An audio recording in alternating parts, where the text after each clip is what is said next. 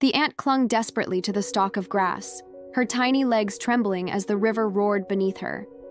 She had wandered too close to the bank that morning, searching for food, when the soft earth crumbled beneath her feet and sent her tumbling into the rushing current. Now the water spun her round and round, dragging her farther from shore, its cold fingers pulling at her fragile body. She gasped, sputtered, and kicked, but her strength was nothing against the mighty river. The world blurred into a swirl of foam and light, and for the first time in her busy, tireless life, the ant felt the heavy weight of fear. She thought of her colony deep in the soil, of her sisters marching in steady lines, of the storehouses waiting for her return. "I will not see them again," she thought, her heart sinking as the water swept her helplessly away. But fate often works in quiet ways. High above on the branch of a tree, a dove sat watching the river. Her feathers were white as cloud, her eyes gentle, her heart calm.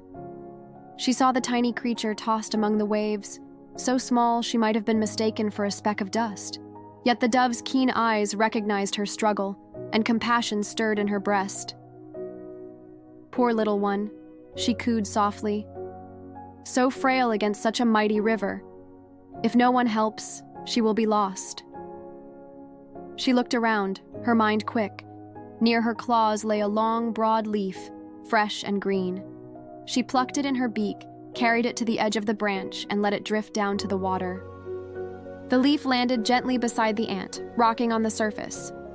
With the last of her strength, the ant clambered onto it, clinging with desperate claws. The leaf floated, carrying her toward the shore, steady as a raft.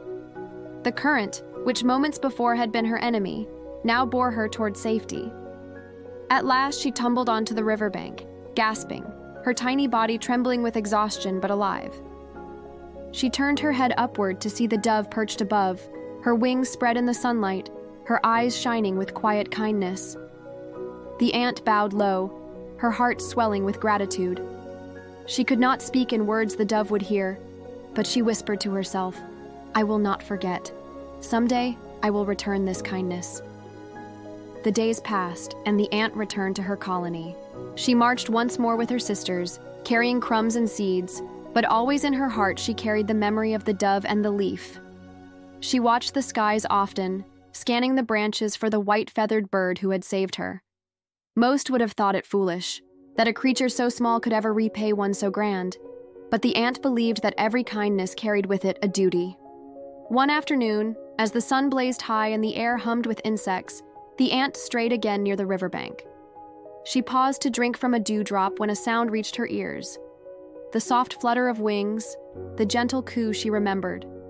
Looking up, she saw her savior, the dove, perched on a low branch, her feathers glowing in the light. The ant's heart leapt with joy, but her joy froze when she saw another figure moving silently through the grass below. A man, a hunter, crept with bow in hand, his eyes fixed on the dove. He moved with careful steps, drawing the string of his bow, his arrow pointed at her pure white breast. The ant's mind raced. She was small, so small, but she knew what she must do. She darted through the grass, her legs carrying her swiftly to the hunter's foot.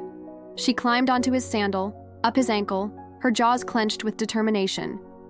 Just as he raised his bow to strike, she sank her teeth into his flesh with all the force her tiny body could muster. The hunter cried out in pain, stumbling. The arrow flew, but wide and harmless, thudding into a tree. Startled by the noise, the dove spread her wings and soared into the sky, rising higher and higher until the hunter could do nothing but watch her vanish into the blue. On a branch high above the river, safe and free, the dove turned her gaze downward. She saw the man clutching his foot, muttering angrily, and she saw the tiny ant scurrying back into the grass. At once she understood. A soft coo of wonder left her throat. "You," she whispered, "my little friend, you have repaid my kindness in full." The ant lifted her head, her small body glowing with pride. Though the dove could not hear her words, she whispered into the wind, "You saved me when I was lost, and today I have saved you. The smallest may yet help the greatest, and no kindness is wasted." From that day, the story of the ant and the dove spread through the forest and beyond. It was told by sparrows to their chicks, by children to one another at the fireside, by elders as they taught the young. For it held a truth as deep as the river itself, that no act of kindness, however small, is ever forgotten, and even the weakest may one day save the strongest. And so the ant, though tiny and easily overlooked, lived on in memory as the one who saved a life not with strength, but with gratitude.